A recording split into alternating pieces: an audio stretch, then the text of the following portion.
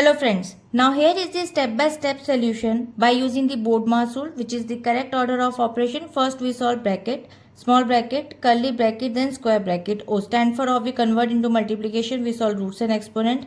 D stands for division, M stands for multiplication, A stands for addition, S stands for subtraction. Now according to the BODMAS sequence, we'll break it down this expression by the step-by-step solution. Now first we solve the brackets. Now we can see the small parentheses. Now first solve bracket 20 plus 30 and it becomes 50. So now evaluate square root next. Now calculate root 144.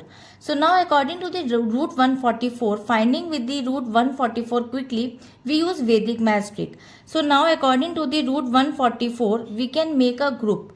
We can group the numbers into 1 and 44. So the last digit is basically 4 and the square root it should be ending with 2 or a 8.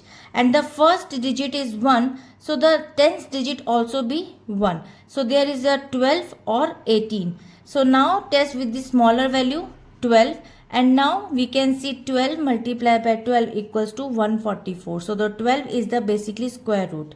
So now moving to the next. Calculate percentage multiplication. Now find 10% of 12.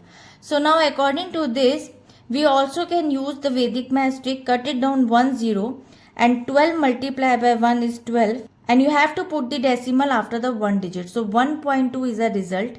Now add the values. Adding the values by 1.2 plus 50 will get 51.2 as a final result.